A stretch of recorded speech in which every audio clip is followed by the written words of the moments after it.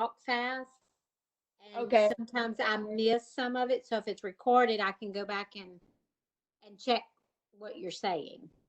Okay. Since that wasn't, it's recorded now, but since that wasn't recorded, I'll go ahead and say that again real quick. Um, what Bria said that if you have high KVP, then you have low contrast, and if you have low contrast, then you have high KVP, and that was correct. And the long explanation was KVP controls the penetration of the X-rays coming from the tube, which is the primary beam. If your KVP is too high, then that will cause your contrast to decrease because the black in the image are the X-rays that penetrated all the way through, meaning they wasn't absorbed, they just went all straight through. Increasing your KVP will cause an increase in penetrability instead of absorption. That's basically the same thing we just said. Like if you're, because KVP is like basically in the energy of those electrons and X-ray photons. If they have way too much energy, then they're gonna go straight through these atoms and these electron shells and all that kind of stuff, or atom shells, stuff like that. Is that good?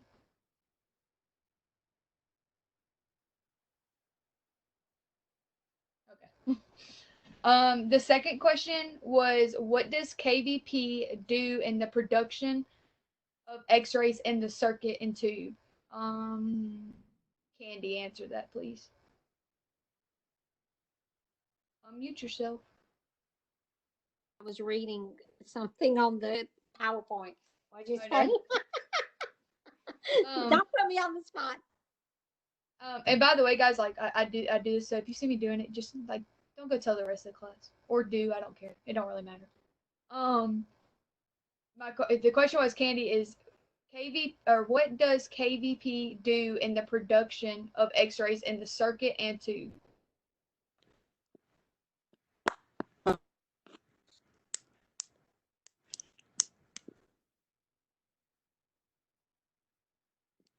You don't know? Okay, Is it's is okay. that is that when is KVP like the high voltage in the circuit accelerates the electrons? Yeah, exactly. So you remember on the last test how he was talking about that. Can y'all hear me? Can y'all hear me? Okay, I don't know. Something like the meeting blacked out. Is Bria still in here? Okay, my bad. I don't know what happened. It said Bria had left the room and then my screen went white. I was just making sure.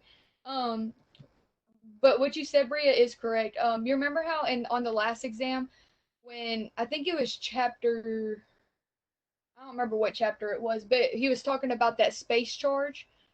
And whenever, remember how we had those two little wires that we knew that one of them was for the current to go in and out of the filament circuit, but the other wire was for that current, for that KVP. And in the book, I can't remember what chapter it was, but it called it current, but we know current as, like, we think as current as MA. We don't really compare that to KVP.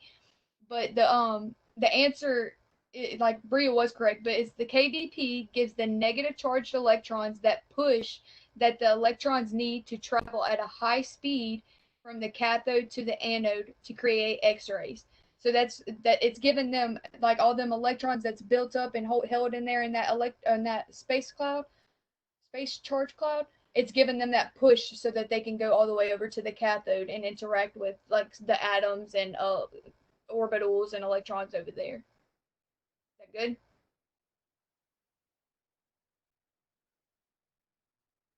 Candy, if you're confused, you gotta ask a question.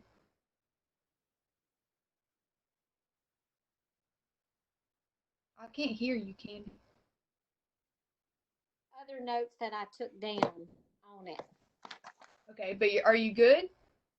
I'll just have to go back and reread on that. Yes, I'm good. Okay, y'all make sure y'all let me know if like y'all aren't good on something, cause and then if I'm not good on it, we can all go over it. Like, this isn't just for me. Like, we can all get in and pitch in on this. Like, definitely. Okay. Number 3, and we're still on the Facebook questions. Was all he had was polyenergetic question mark. So I took it as he was just wanting us to explain what polyenergetic meant, or like how it was applied. So, does anybody want to explain like the polyenergetic?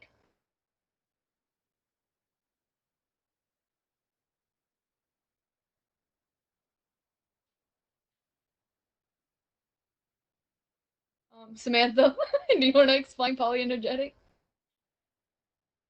Okay, so what I'm thinking is it's when the X-rays go in multiple directions and have different levels of energy. Yeah, yeah, exactly. So like our tube is polyenergetic because we can't exactly know, like, I mean, we know that our KVP is going to be 1/3 of that amount and all that, but we can't really tell exactly where all these electrons are going to hit. We can't tell exactly where all these X-rays are going to hit. We can try to minimize where on a spot they could hit, but we don't know exactly what spot they're going to hit at all times, you know? So the Samantha was right, but like the long explanation is our X-ray beam is energetic, meaning that our X-rays diverge from the beam at different distances and energy levels. And polyenergetic causes attenuation and differential absorption, which contributes to our subject contrast in the image. Did you get that, Candy? What'd I say? I'm about to kindle you.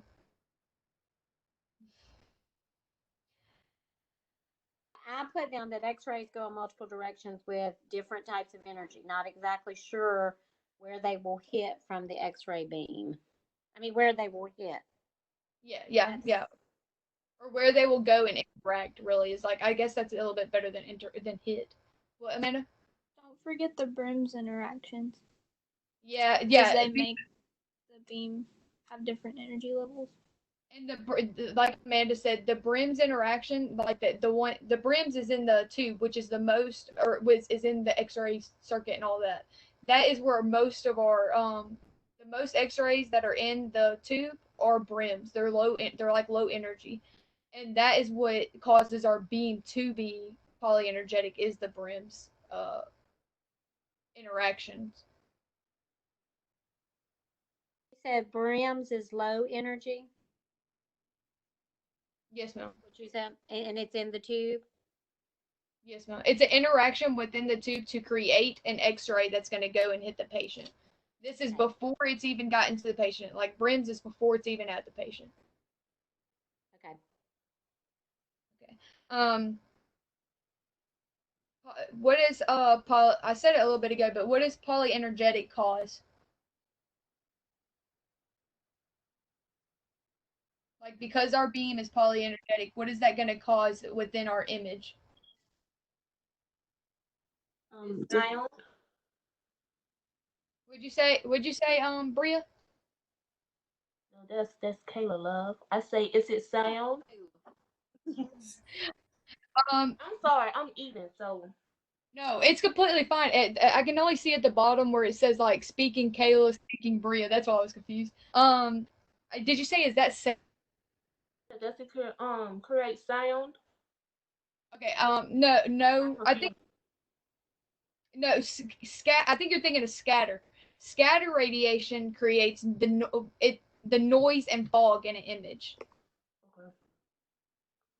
But for the polyenergetic beam, it causes attenuation, which causes subject contrast within our image.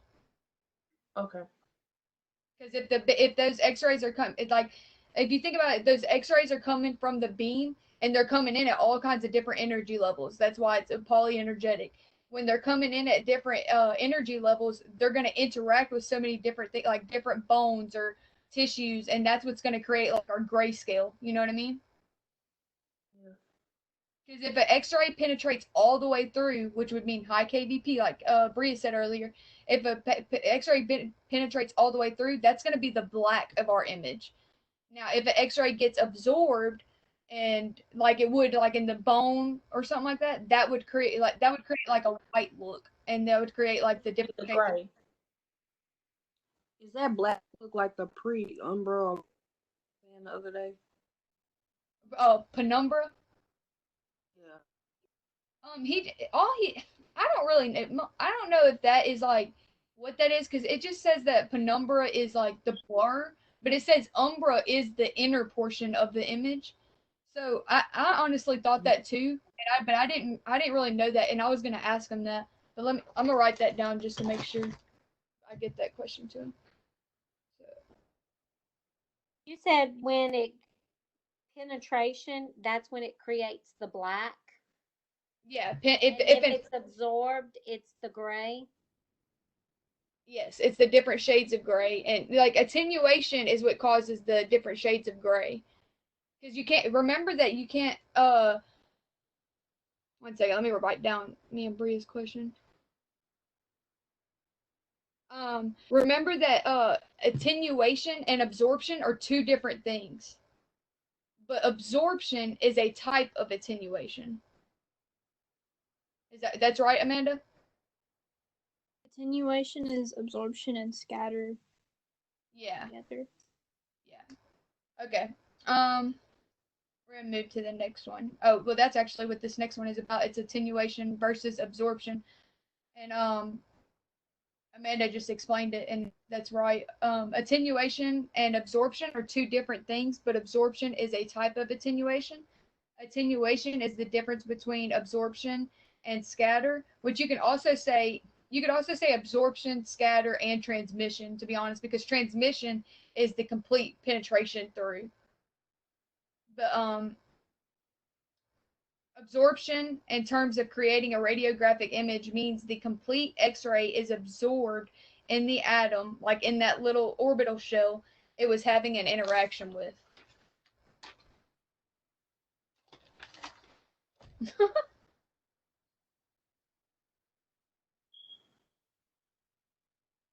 anybody have any questions so far?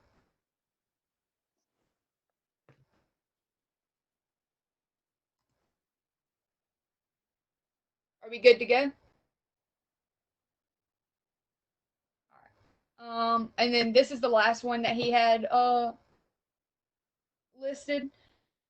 And it is, how is the scale represented and changes in KVP of, and how does KVP affect the scale? And this is where you would think of zebra and elephant. And at first I got this confused. But the grayscale has to do with the visibility of an image, which also goes along with the zebra and elephant concept. The KVP we set at the control panel. If you have a high KVP, then that means that you will have a long grayscale and low contrast, which Bria explained that earlier about how if you have high KVP, low contrast. But if you have a high KVP, then that means you have a long contrast scale. Now, if you have a low KVP, then that means you have a short grayscale and high contrast.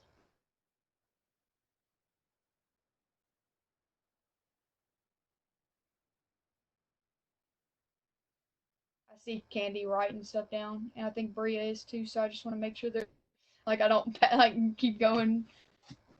You just said if it has a high KVP, then it has a long grayscale. And then you said low KVP is a short grayscale, but you said high contrast. So if it's high KVP, then it's low contrast. Did I write that correctly? Yes, high Those are inversely proportional. Yes, yeah. KVP is low contrast. Contrast has to do. You can basically think as, in a way, you could think as contrast is that grayscale. So, I mean, if we have a high KVP, that means that most of these X-ray photons are going to be just straight through penetrating. That means they're not going to be getting absorbed to be able to create our grays, or like our different shades of gray in the image. Is everybody good? Okay. That was all I was gonna do on chapter 13. But if anybody has any questions on chapter 13 that they want to ask, we can definitely do that. Does anybody have any questions on chapter 13? Even though we did it on here. Yeah. He wants us to post our answers so that he can get on there and make sure that we get it too.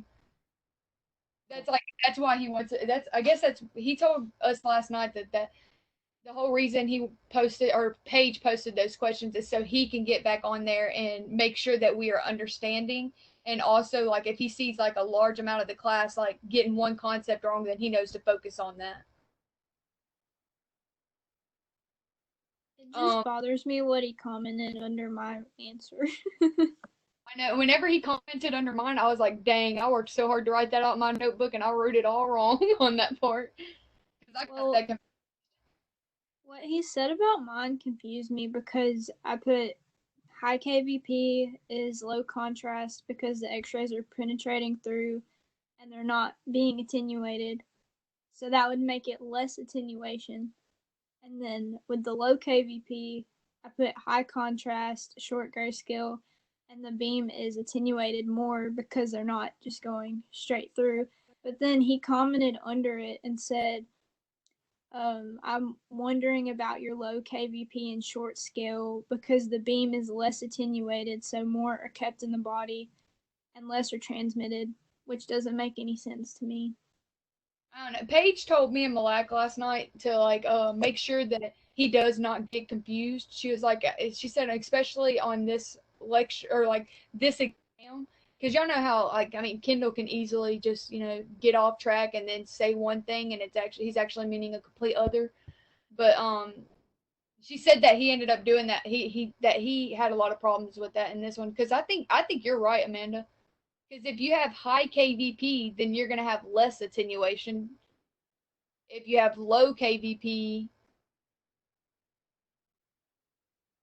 Can you explain it? I understand it. The attenuation. yeah. Let's find it in the book so we can also go there. Well, the way I understand it, I might be understanding it wrong, but attenuation is like the loss of energy as it goes through the body. So that's why I don't understand why the low KVP would be less attenuation because you're losing more energy. Yeah, I completely agree. I don't know if that's confusing. I'm sorry if I've confused you. Because low KVP, you get the high contrast. I don't know. Never mind. It's Bria, do you have your physics book with you? Oh, okay. Well, if you want to write it down, yeah. What page do we need to go on? Page 190. Chapter 12. Chapter 11. Oh, 11. Sorry. And it says at the top, right under the title on page 190, it says attenuation is the partial absorption of the X-ray beam, the reduction in intensity that occurs as the X-ray beam traverses a body part. General attenuation of the X-ray beam includes all three of the interactions explained in the previous section. Since both the absorption and the scattering of the X-rays can prevent them from reaching the image receptor. So attenuation is basically the difference. Like when you have an X-ray coming in, it's gonna lose energy throughout all of its interactions, right? Okay. That's why I was saying earlier, you cannot absorption and attenuation are two different things because absorption means it's getting completely absorbed into that orbital, but absorption is also a type of attenuation because attenuation is scatter and absorption because that's what two things happen. You know what I mean?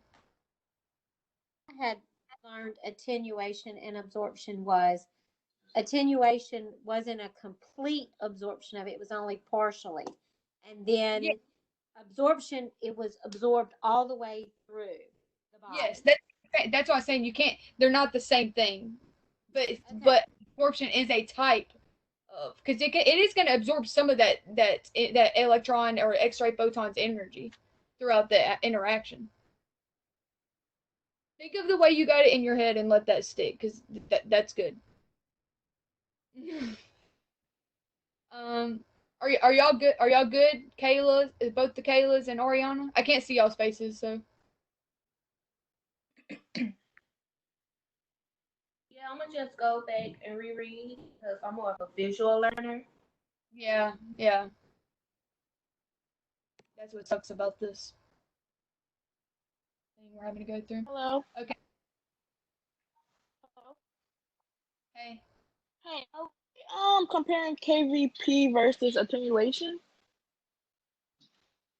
No, we was just talking about attenuation. We was really talking more about attenuation versus absorption, but we was talking Okay. about definition of attenuation. Okay. But wait, was that what you was talking about, Amanda, earlier? Attenuation and KVP going together? Yeah, I was just talking about how the high KVP would be less attenuation because it's just going straight through.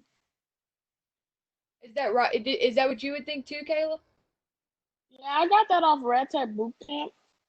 Yeah, that's what we thought too. But Kendall got on Amanda's thing and said that said something different. But I think he was just reading something wrong, or he had it confused or something. I don't know. Because that just makes sense also. All right, now I'm gonna go to. Is everybody good on chapter 13? Attenuation and everything. I know it's like attenuation is confusing. Really, attenuation and absorption is confusing. But you can find all that in chapter 11 and chapter 12. It has all that stuff about like absorption, penetration, and attenuation and scatter and all that. Hey Sam, do you know if for our quiz tomorrow if we should focus more on chapter 13 or will it be like on 14 too? Well, I'm gonna be completely honest, and that was one of the things I was gonna talk about later afterwards. But me and Malak talked to Kendall about the quiz tomorrow, and he basically said this. I don't know if he put this in the group chat. I can't remember if he said it on that WebEx the other day. We asked him if we was gonna have a quiz, and he was like, "No, you're not gonna have a quiz." But he also did say prepare like you're gonna have a quiz. So he did say we're not gonna have a quiz, but I think his whole point of saying prepare like you're gonna have a quiz is like I think he's really worried that all of us are gonna get off track and that we're not gonna stay on top of it like we would be like if we was in class. You know what I mean? Because like he was saying last night, like the whole point of the quizzes are to uh reinstate the information and lets us know like where our weak points are and our strong points are. But he said like with all that's going on, he said there's not gonna be a quiz tomorrow. But I will say he did say prepare like there's gonna be a quiz. So with Okay. Kindle, I don't really know what that means to be honest. So. All right, thanks. But I would think that if we do have a quiz tomorrow, it's only going to be on chapter 13 because like what we did Tuesday and we went over chapter 14, Shreveport didn't do that at all. So like if anything, it's going to be only on chapter 13. It won't be on chapter 14. I think that he's gonna throw a quiz on us. He Because might. if he's saying prepare like it is, but then he also said that quizzes aren't really helping the people like they thought they would. Well, he's really worried. He made the comment to me and Malak last. He's really worried about his people getting off track and all that kind of stuff. But I'm gonna bring that up later at the end, so we can like I mean, if after we study, if people want to get off, they can get off, and we can talk about all that other stuff like at the end because I got that written down. Okay, and now we're on chapter 14.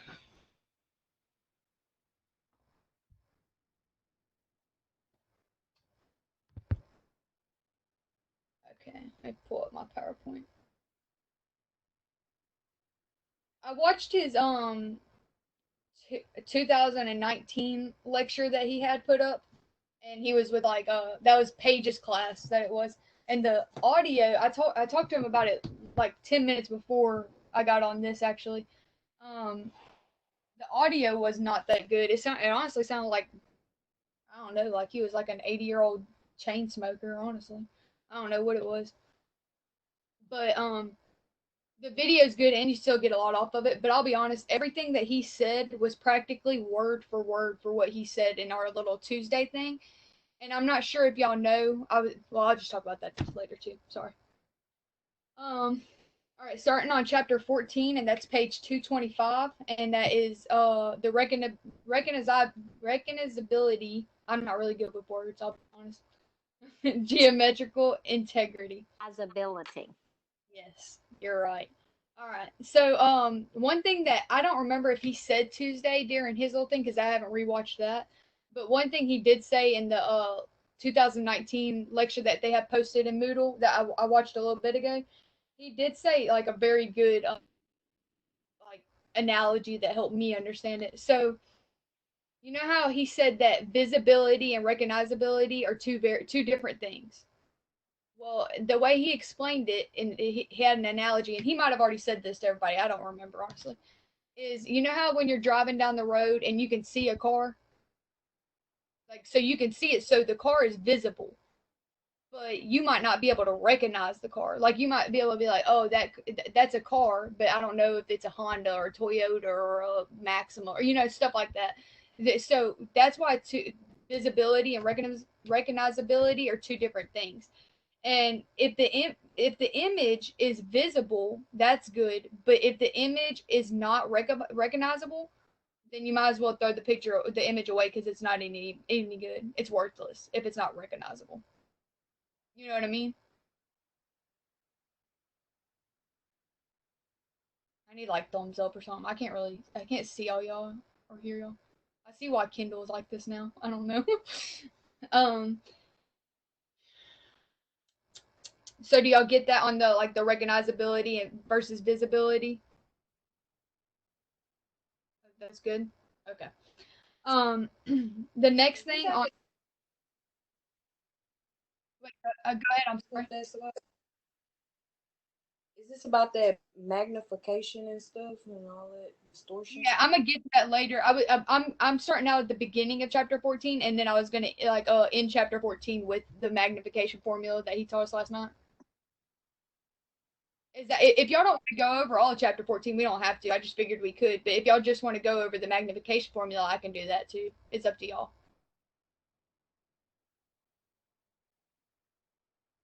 Are y'all good with going over all 14? Say go over all. I mean, you don't need to jump. I know you do, but I'm saying if everybody else doesn't, then I can do something private with you. Is everybody good with just going over it?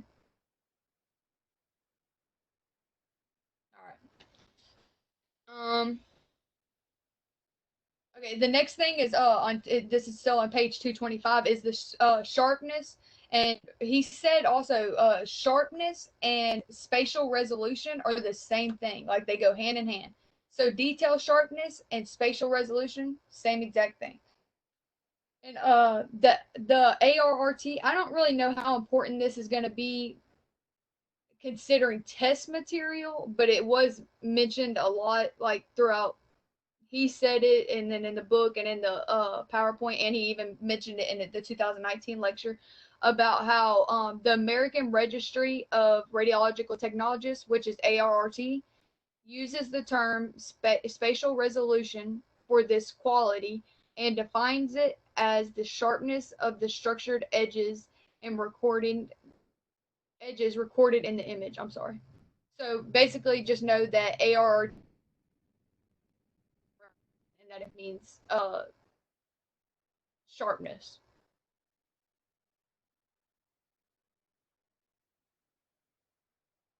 All right. Also, I'm trying to look at my notes like I wrote down at the same time doing this. Oh, also one thing, recognizability has to do with geometrical factors.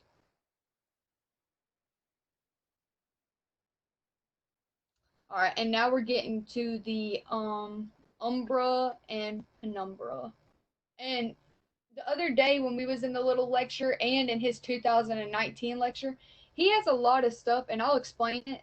Like basically like the gist of it, but he said in the 2019 lecture and in our little lecture thing that really all we needed to know about penumbra and umbra is that umbra is good, penumbra is bad, and that umbra is basically like detail sharpness, like like it's like good detail. Penumbra is blur. So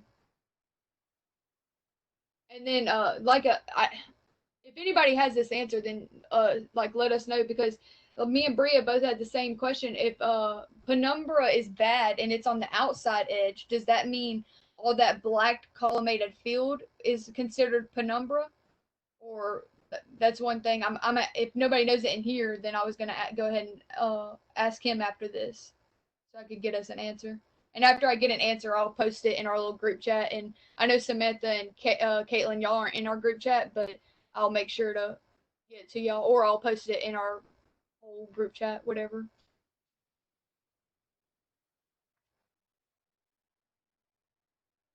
We know that umbra is the inner portion, and it has very clean lines.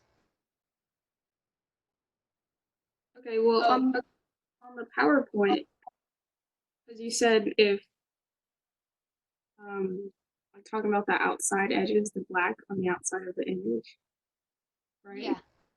I think that would be umbra because it says the pure portion of the shadow is uniform darkness, and that's the umbra. And then about penumbra, it says the blurriness of the image edges. So like what you're imaging, not necessarily the dark on the outside. That's true. So I don't know. Working on. I'm gonna mention it to him so that can be something that he can either tell me and I could tell y'all, or he can go over it about that stuff. And it's on slide 6 if y'all were like looking at the PowerPoint, and it's in the book figure 14 too. It's basically the same thing and the same picture. Yeah.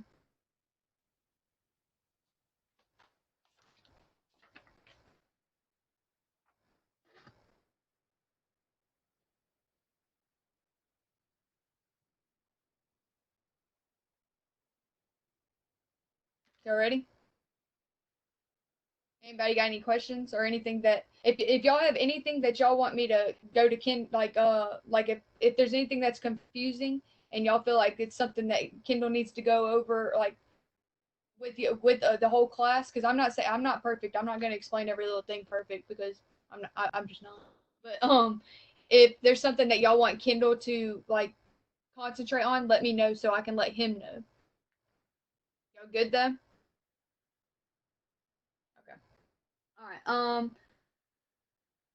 Because this is on page it's at the bottom of 225 and it goes over to page 226, and it's talking about how on any kind of man-made machine light source, like a flashlight or even like our X-ray beam or collimation field, all that, anything that's going to be man-made, it's not going to have a small enough point source. So because if it had a small enough point source, then practically our whole image would be considered umbra.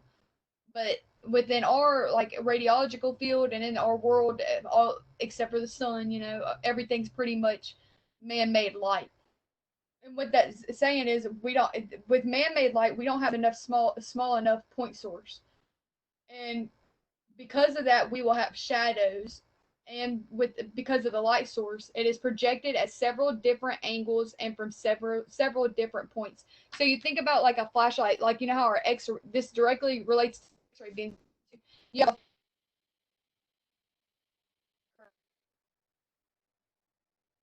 Like the light is gonna like diverge out like that. Okay, so that is exactly like what our X-ray beam does, right? It comes down and it goes like this. So because we don't have a small enough point source is the reason we have penumbra. And what is penumbra?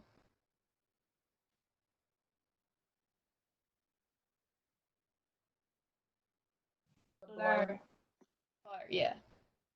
It's blur and bad. Yeah, blur and bad. And is that on the outside edge or the inside edge? Outside. And what is the reason why we have an image? What is the reason why our image is not perfectly like considered umbra throughout the whole entire image? Because we don't have a small enough what? Source. Yeah, point source, yeah. And I don't know if that's going to be on time. I just know he went over that, and I have it highlighted, and he told us that it was important. And that's also in the part where it talks about partial shadows cast around the edges of the pure shadow, and that's where that's at in the book, page 225, and at the top of page 226 in the first paragraph on 226. What'd you say? What did you say? Can you hear me? Yeah, I said it was when she asked about the image being fanned out. You have the penumbra on the outside, and it's called because we do not have a point source of light, meaning it's our thing is man-made. Anything that's man-made will not have a point source of light. It's not small enough. It fans out, and then it creates the penumbra. Am I correct? Mm-hmm. Think about it. You remember, Bria, whenever Kendall was talking about how the beam diverges? Like how all those X-ray photons from the anode and X-ray beam, they do like that. That's just like a flashlight. Like, you know how when you turn a flashlight on, it does like the light source goes like from this point to out. That's exactly like what it just. I mean, it's basically comparing that to a light bulb, like a man-made. Because anything that is man-made does not have anything that is a man-made light source. I'm sorry, like a flashlight and our collimation field and all that. It's not going to have a small enough point source, and that's why we have penumbra. That's why we have the blur in the image. It's because we're not in that perfect world and everything. Sharpness, which is sharpness is what's another word for sharpness? Spatial resolution. Yeah. So our spatial resolution and sharpness, which is the same thing, is destroyed by geometrical penumbra and penumbra motion. So our geometrical penumbra is basically like our, we we can try to we can't completely control our geometrical penumbra.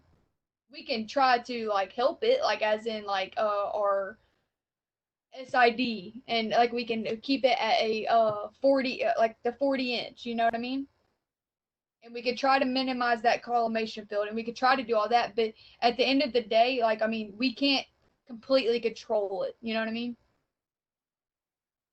Okay, and penumbra motion is like basically what it says. If you have a patient and they keep on moving, what is that gonna do in our, like, what is it gonna cause in our image?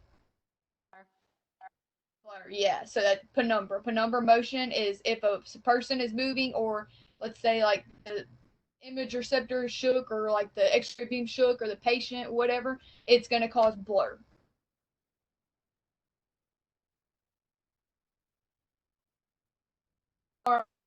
Book. What was the first one? I know you got the ocean and penumbra. What? Pen, geometrical penumbra, and that's like your SID and all that stuff. I don't know if you remember, he was talking. He talked about it in lecture the other, or like what the thing he did Tuesday with. Yeah, he said we couldn't control it, but we could try to like basically help it and reduce the negative factors of it. And I don't know. You said you didn't have your book with you, but that all this stuff is pretty much on page 225, 226, and 227 are like three important pages within this chapter. It has a lot of that information.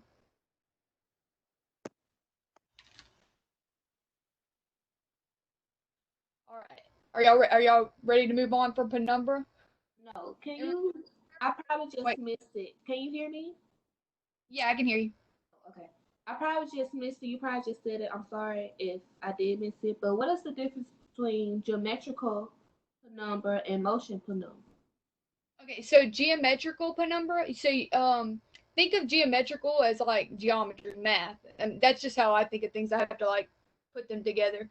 So geometrical penumbra. We know that penumbra is blur, so that's blur right here. Geometrical. Think of your SID, your OID, your SOD. You know what I mean? Okay, so geometrical would be blur from source to image distance, homage to image distance, and all that. Okay. Yeah, exactly. And he said the other day in that thing he went over on Tuesday, he said we can't completely control our geometrical factors, you know, but we can try to reduce the negative effects. That's why you know how we put the beam at 40 SID on like so the radiographic images we do, and we try to get that collimation field down as much as possible. All that kind of stuff that plays into our geometrical factors. Also said on the geometrical, it dealt with not just your distances, but it also dealt with angles. That's how I remembered it, was distance and angles. Basic, really and truly, you could think of geometrical as pretty much just math. That's how I put it in my head. Is if it's saying something about geometrical, then I think of numbers and math. Anything that could have like numbers and math with it, I put in geometrical. If you look on page 236, there's a diagram and it breaks down Yeah. everything basically. And I put that diagram, a picture of it in the Facebook group page or whatever we're in, because Kendall asked us to post it, and he said that that is like very important that we need to know that graph, and that basically breaks down like visibility and our recognizability. It breaks it all down for us, and it basically breaks down chapter 12 and 13 in a graph. Or no, I'm sorry, 13 and 14 in a graph. I'm sorry. Bree, are you good? I mean, not Bree. I'm sorry, Kayla Banks. Are you good on that? Yeah, I'm good. Wait, I didn't. Do you want me to explain penumbra motion, or did you understand that one? Paper with motion is just if the patient moves. Yeah, if the patient moves, it's going to cause blur in your image, stuff like that. Yeah. All right. So good to move on. All right. So next thing is magnification, and that's all. What is the biggest thing to do with magnification? Like, what is its like? What is goes along with it? Distortion. What kind of distortion? Size distortion. Yeah, size distortion. And that's basically like that is a true he said it in class, he said it is a true representation of that object or anatomy, except for it's magnified. You know what I mean? Because it's still showing you that object or anatomy, and it's still showing it perfectly, but it's just magnified. And we can also use magnification to our like advantage. If we have a part, I think he used I think he used the thumb or something as a example, but let's say we have a body part that we need to be able to it's too small for us to see. So we can use magnification to like our advantage, because if we have magnification, then if we position that hand in a certain way, and I don't remember his exact analogy, it's in that recording that he posted though. It's gonna be you can whatever position it was, you'd be able to see that part magnified because we could use it to our like advantage. Does that make sense? I know I'm like rambling a lot. I'm sorry guys. I'm trying. Um one thing is we cannot control OID, but we can try to reduce it. What is OID?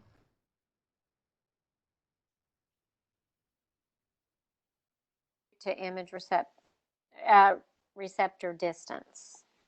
Yeah. The object So, to the to the receptor distance. yeah, we can reduce it. Now, do we want a large OID or do we want a low OID? Which one's better?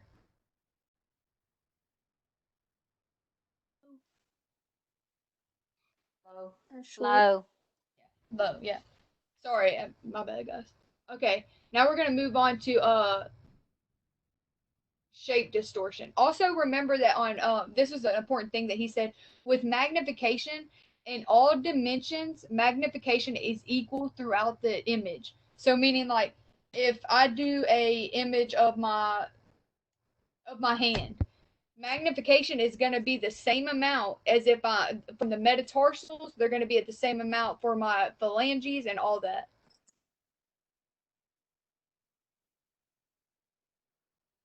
But yeah, okay, there we go. All right. Shape distortion. Now, what does that have to do?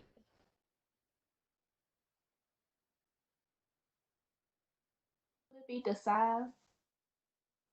Yeah, Not so. It changes it's the difference between its shapes. Like yes. the way he did it, he described it. It might be a circle, but with a shape distortion, it turns into an oval. That's how I remembered it as. Kayla, I think you was the one that was talking. I'm pretty sure, but size distortion goes with only magnification because it's gonna like magnify your size. Shape distortion is going to change the shape of your object or anatomy that you're imaging. Um,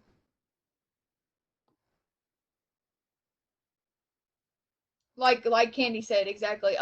When you put an angle, like let's say you have a ball on your tabletop.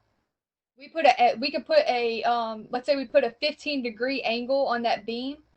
If we put an angle on that beam, then that's going to change that ball into like a oval type image or an oval type object projecting on our image, right? So okay, so, Kayla, I know you said you was eating, but if you I'm can, writing now. okay. What is magnification?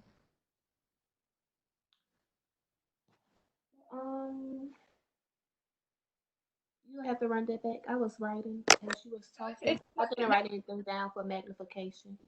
Yeah, no, it's completely fine. Um, think of magnification just like it is, like literally just like what it says. Magnification is gonna change your size, so it's gonna do size distortion. So all it's gonna do is magnify that object. You know what I mean? It's still gonna like it'll still look the same, but it's gonna magnify it. You know what I mean? Just like if I have a magnifying glass and I'm looking at my book, I could still see those, but if I put a magnified glass in front of my eye, it's just gonna magnify those words. It's still gonna be the same words, and they're still gonna be in the same shape and everything. They're just gonna be magnified. You know what I mean? Yeah. Okay. And then shape distortion is gonna change the shape. So the easiest analogy I think is like Candy said and like Kendall said is the ball. If you put an angle on the tube, then it's going to change that shape into like an oval or something.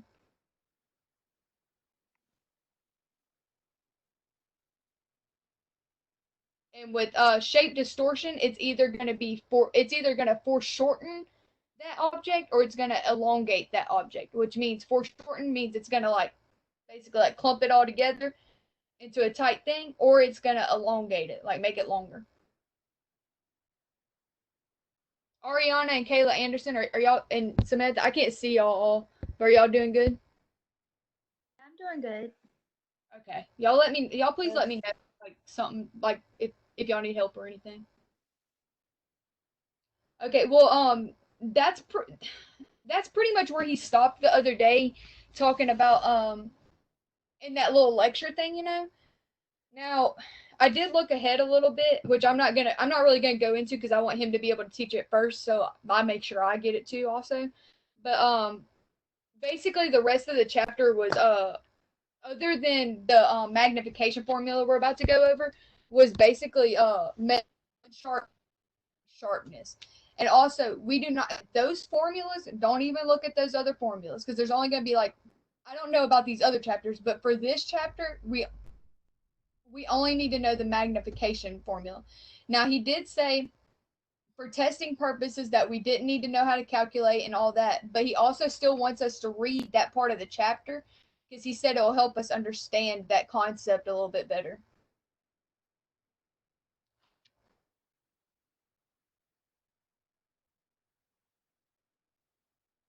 Are y'all good?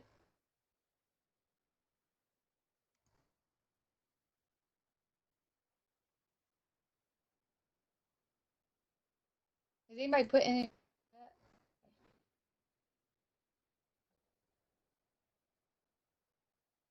Sorry, guys, I didn't see y'all's chats. Okay, are y'all ready? Are y'all ready to go, or do I'm gonna move on to the magnification formula, if that's okay. If not, like stop me and we can go over some more stuff that we've already went over.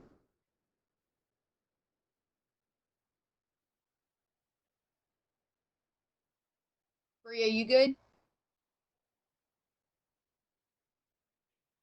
Candy? Brianna, you good? I'm Hey, good. Sam, Yes, ma'am. on page 231, I highlighted, and I don't know if he pulled this out about the two factors primarily I have that. controlling. Yeah. Okay. Yeah. He wants us to have that highlighted. Yes. Okay. I don't know if Bree, I know you don't have your book on with you, but on page 2, if you want to write down page 231, the sentence starts out with two factors primarily control, and it's like it's the last paragraph on the first column on page 231. I can post pictures of the stuff I have like that he was like make sure you focus on in our little group chat thing. So that I know like some of y'all don't have y'all's books and that would probably help. Okay, now are y'all ready to go to radiographic magnification? Okay. All right. Now does everybody have their worksheet? No. It's okay if you don't. I can read off the questions to you. I was just saying. Let me get to mine real quick. All right. Now this is like honestly I thought this was gonna be really hard because I'm god awful at math and I struggle really hard with math, but it's actually really easy. It's like extremely easy. Would you? Or does he just want us to know this? No, we actually have to know this. Like this is gonna be something we actually have to know how to work out and everything. I know, and which confused me because he said like at the beginning of this that we wasn't gonna have to know any of these formulas or do any calculations, but the magnification formula is the only one that we're gonna have to actually know and be able to work out. But it's honestly it's really easy. It's extremely easy. All right.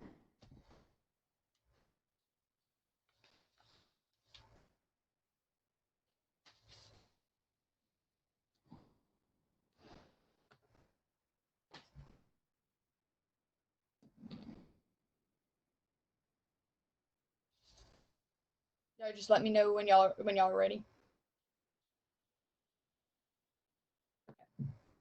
All right. For y'all, for those of you, okay. Well, let me tell you the formula first. The formula for the magnification formula, the setup is this.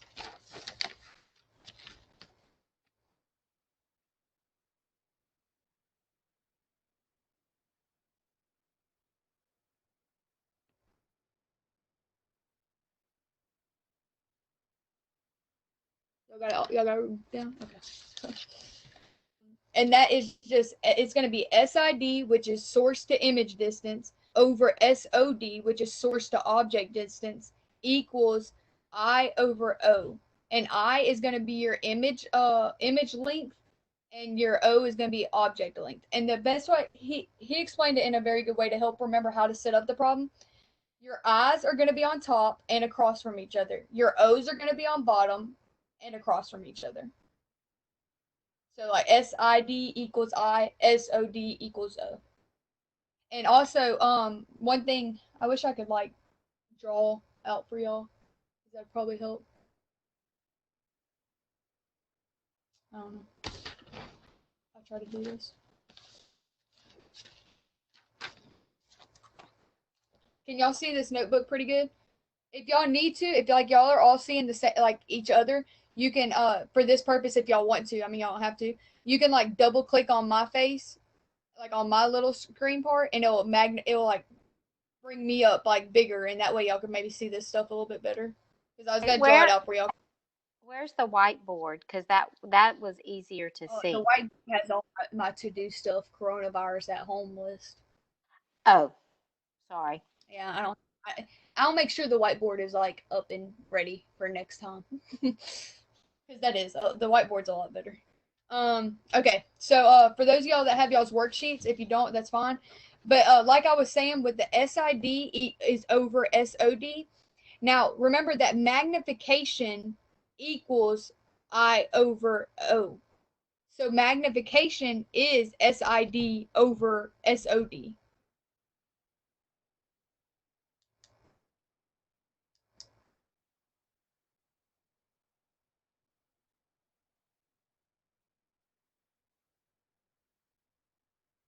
Okay.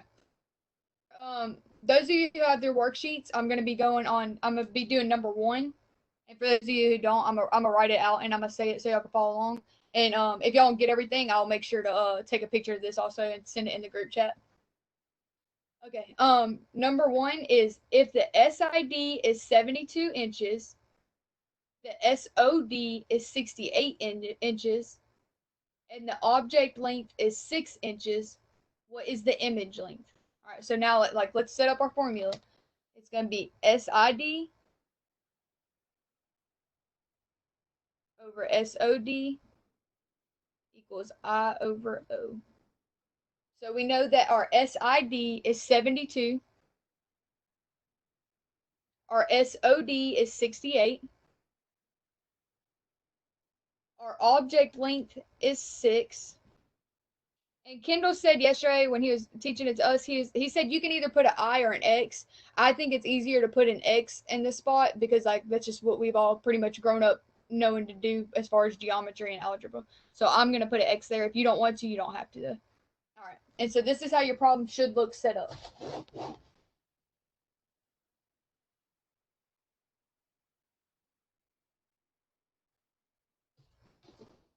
right. Now on this type of problem, what we're going to do is we're going to take 72 times 6. We're going to cross multiply. So 72 times 6. I gotta get my calculator out. Equals 432.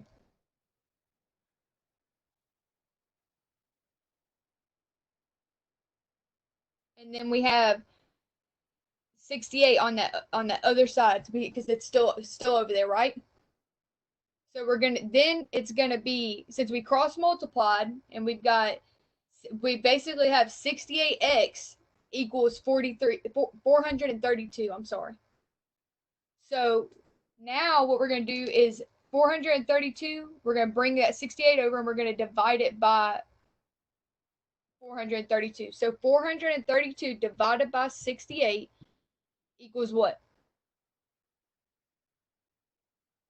0.35. 0.4. Yeah, I rounded up. No, he didn't say round up. So when he worked throughout the problem, he also said it was 6.35. So I'm guessing he doesn't want us to round it up. But one thing I can bring up about asking is if the number was 6.357, would we round up to 6.356 or how would we do that? Oh, Samantha, was you on in time? Okay, I forgot. I saw your text message. I completely forgot once we started. So let me write that down. Rounding.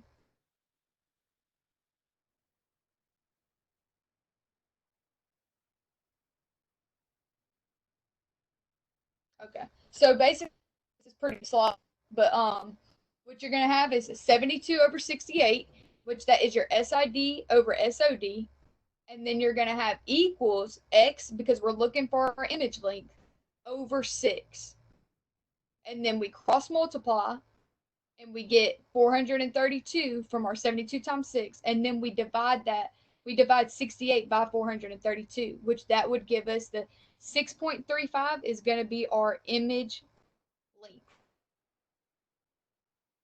Y'all good on that?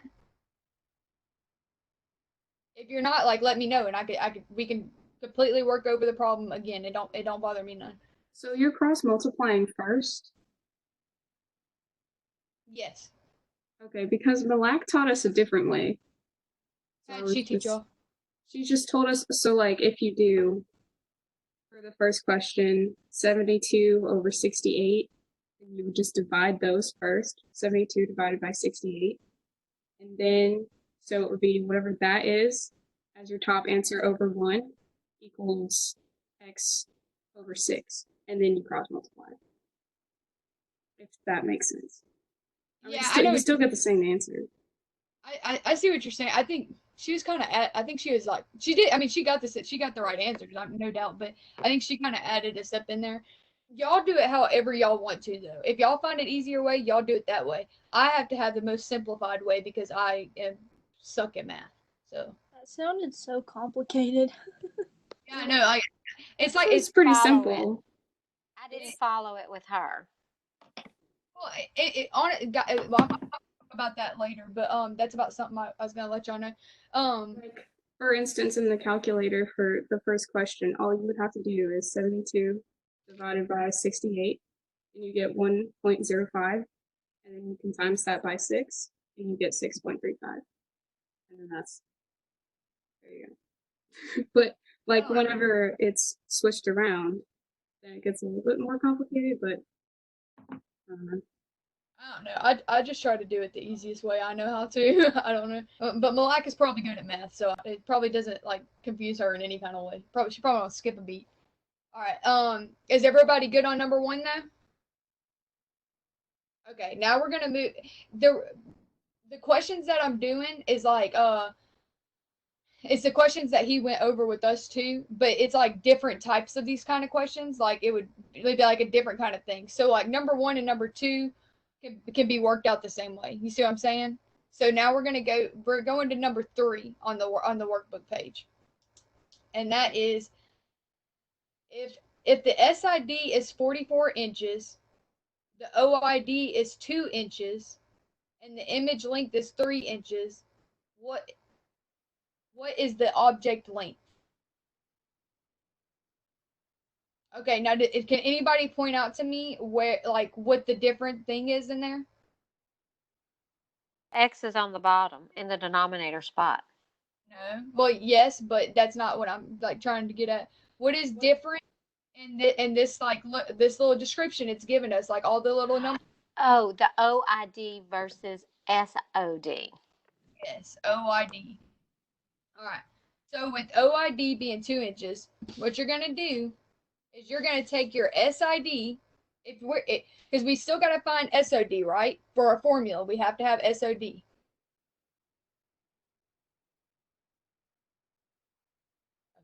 Okay. So what we would do is take our 44 SID minus our OID, and that's going to give us our SOD. So SID minus OID gives us our SOD, right? So we would do 44 minus 2, and that would give us our 42 SOD.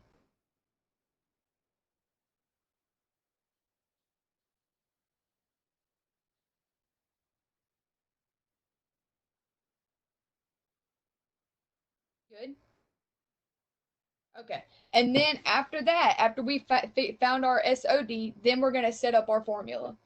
And then it's going to be our 44 SID on top of our 42 SOD, and that's what we found from subtracting those two numbers, equals our 3 image length and our X, because we're looking for our object length, correct? So 42 times 3, and we get 126, correct? All right, and then we're going to divide by 44, and what did y'all get?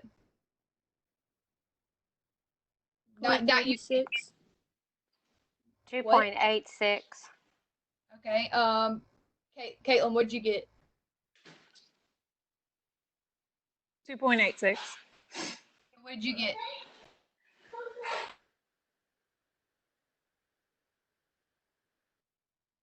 I don't know if she can hear us or not. Who did you call on? Did you call on me? I called on Bria, but I'm getting to you too. I guess we all got 2.86. I don't know if Bria can't hear us or if she's writing stuff down or what. I don't know. Oriana, what'd you get? Also got 2.86. Okay. Kayla Anderson, did you get 2.86? Yes. Okay. All right. So does everybody get question 1 and 3? Everybody's good on that. Okay. Also a little side note that he gave us last night was if in the problem it gives us our image length. So our image length was 3. So that means if our image length is 3 and they give us our image length, we are going to know to make sure our answer is correct. Our object length is going to be a small little fraction below what our image length was. So just like our image length was 3, our object length is 2.86. So I mean, it's not a exact way to check your answer, but if they give you image length and you come out with like let's say you would have came out with a 64 object length, you would have known you was wrong because your object length was supposed to be smaller than your image length. And see, like, you can go back to the first problem and see that too. They gave us our object length, but our image length ended up being 6.35 and our object length was 6. So meaning our object length was still a little bit smaller than than our image length. Do y'all get what I'm saying? Trying to say on that? All right. Y'all ready for the next one? The next one is it's all on honestly this is all pretty easy math, or not easy, but whatever, I guess, I don't know. But this next one is probably the one that might trick up a few people. All right, so on the worksheet it's going to be number 8. And it says the image is 10 inches long and the object is 8 inches long. What is the magnification factor?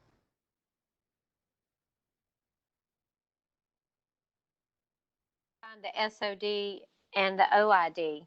Yeah, see, that's why I was saying this one is going to confuse a lot of people. It confused me. On these, it's not really about the form. It's not, you're not going to follow that formula. Now, for the other ones, you're going to follow the formula. But for numbers like pretty much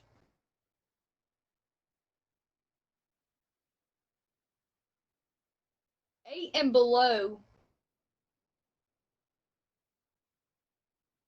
are pretty much the way this one's going to, well, actually scratch what I said because I want him to be able to go all the other ones. Number 8, forget about the formula. This is how it's going to go, okay? So if your image is 10 inches, your object length is 8, what is your magnification factor? So what you're going to do is you're going to do 10 minus 8 equals what?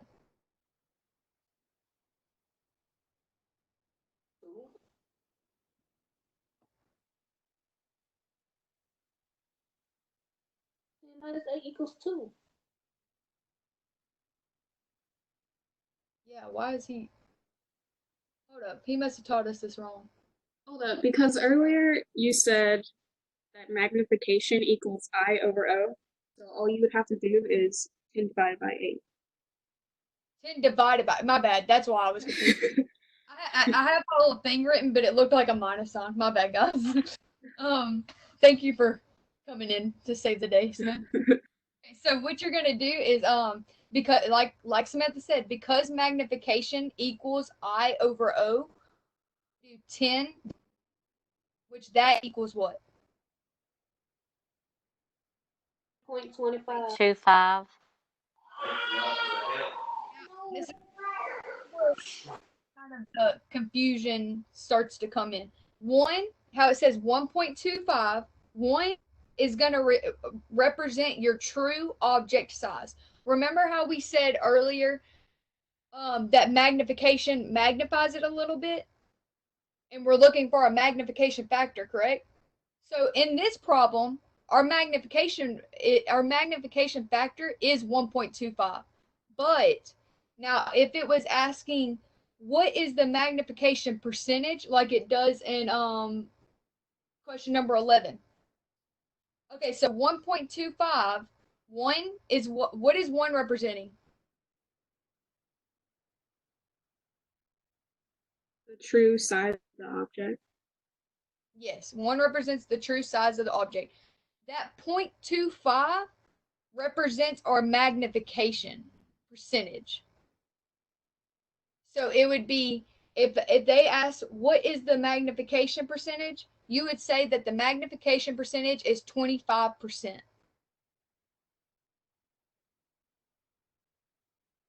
But now, since this problem, I'm only explaining that to you because like the next few questions under that are all like the percentages. If it asks what's the magnification factor, then it is 1.25. But if it asks for that percentage, like what's the percentage, then that one doesn't really matter. If it's asking for percentage, it's only gonna be asking for that whatever's behind that percentage in decimal format. Because if it's asking just the magnification percentage, it's wanting to know by how much percent was this was this anatomy magnified on the image. So that means it was 25% magnified on the image. Do y'all get what that means? Y'all see what I'm saying? But on this, when it's asking for the magnification factor, then you're saying that it is 1.25, or is, okay, go ahead. Magnification, if it's asking for the magnification factor, then it's 1.25. But if it's, like I said, if it's asking for that percentage, like it does that in like the on question 11, 12, 13, and 14 and 15, it asks what is the percentage of magnification. That's why I'm trying to tell you that's how you would find your percentage of magnification, is it would be what is after that decimal point. Because remember, whatever is in front of that decimal point, and in this case it's the 1. In this case it's 1. Whatever's in front of that decimal point is the true representation of that object size. But whenever this image was put, because we're going to have magnification, we know that, right? So since we have magnification, they're wanting to know what is this magnification percentage, like how much was this anatomy magnified. And that's when the percentage comes in, is it's 25% more magnified. You see what I'm saying? I don't know if I'm explaining it really well. I know I'm not very good at explaining math. I get it. I got it. Okay. Caleb Banks, you got it?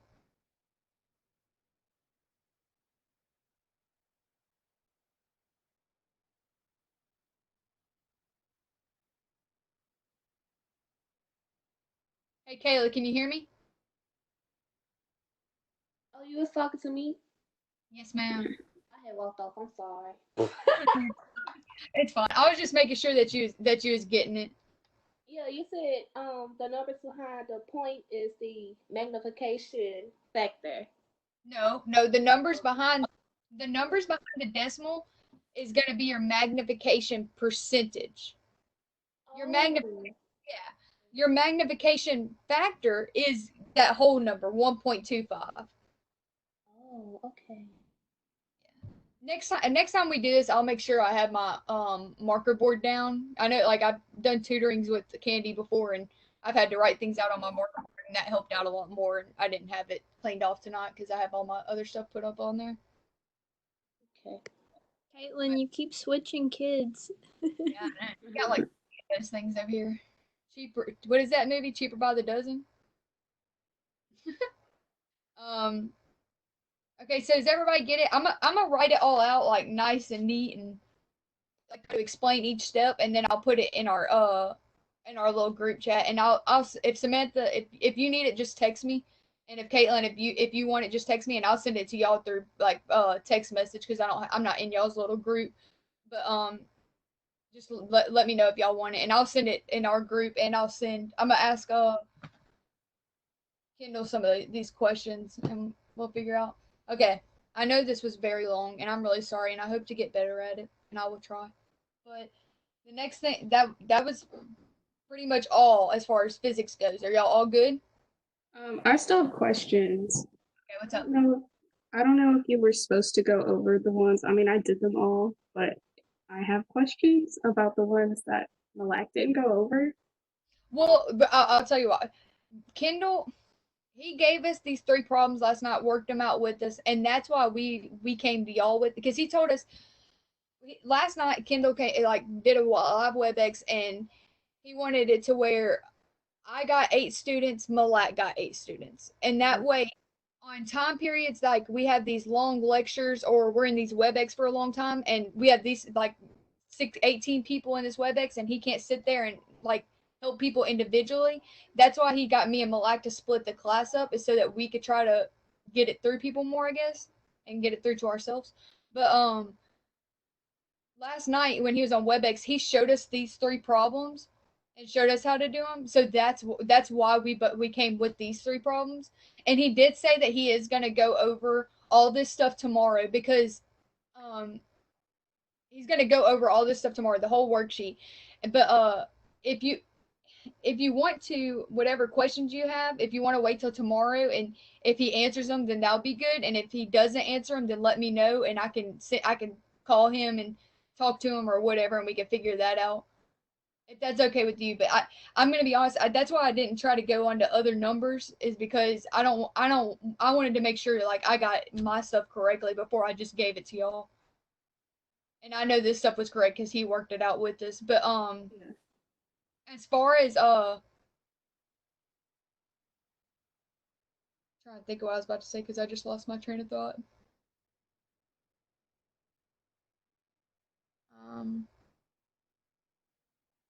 As far as this goes, I mean, he said he was gonna go over it. That's what I was about to say. We tried to get a key from him earlier today, and clearly he only answers to the questions and answers he feels like answering to, because he did not send us that key, but he was responding to all the other stuff.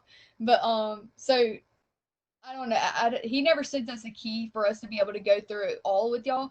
He just gave us these 3 problems and wanted us to basically introduce it to where like y'all could have questions on y'all's mind for tomorrow, and y'all could have an idea of what we would be doing and what it would be like. You know what I mean? Yeah. Okay. Okay. Is everybody good with all that? Okay. All right. All right. Now we're gonna move on to the no school. This is just. Huh? That's a piece of ham. Are you gonna eat the piece of ham? I'm thinking about it. Did you call your mom? Caitlin, can you mute your mic? Oh, sorry. I didn't know it wasn't muted. My bad. Okay, so I kind of put this. I know I sent y'all like 20,000 freaking messages in the group chat, and I'm really sorry about that. I wasn't trying to get on anybody's nerves. I know people has work, and y'all got kids. Y'all got other things to do than just all this stuff. Kendall has been coming to me and Malak with like 20 text messages a day, emails, getting us to do stuff, because right now Paige hasn't been able to do much because Paige is getting ready to take her exit exam this week and all that stuff. So that was, I guess, why he was making us do that. But throughout this, for the rest of the semester, and I don't know if this is going to be for the rest of the program. I have no idea, or if it's just for during this like Corona time or whatever. He wanted us to set up this like eight group. We each have 8 groups, but I would like y'all to let y'all know completely. If y'all don't feel comfortable with me, or if y'all feel like I didn't do a good job, and it's not gonna hurt my feelings at all in any kind of way, y'all let me know. It won't hurt my feelings, and I can put y'all in Malak's group, or you can message Malak directly and get her to do it, and that way, Malak will probably tell me, but it won't hurt my feelings. I don't want y'all to feel like y'all are stuck with me at all. See, like Samantha, they're not in our group. They're in Malak's group. But Samantha had extra questions, and I pray I answered them correctly and helped her out a little bit. And then Caitlin wasn't able to get the other one. So if there comes a time period, Malak and I are gonna try Thursday or Friday to set up like basically like a schedule of when we can do these things, because like we want to try to get as many as we can in, but also we know that like our workload has basically tripled since all this has happened, which is ridiculous. But we're gonna try to figure that, and I'll get back with y'all at Thursday or Friday and let y'all know like when I plan to do these. But if y'all have like any questions like throughout the week or throughout the lectures or whatever, and y'all need to ask, go ahead. Y'all can text me individually or call me or FaceTime me. It don't matter. I'm usually up till 5 o'clock in the morning anyways. But if y'all do that, y'all can just if y'all want to though, if you post them in the group chat, then that would be really helpful, because I'm sure if you have a question, then that means somebody else has a question, and that means that, like, if they know you got the same question, then if I set up a time and I'm like, hey guys, if, I'm gonna go live at this time, that means if you have that question, you can just hop on in. You know what I mean? Okay. Now there is a couple more things I need to go over, but is there any questions right now?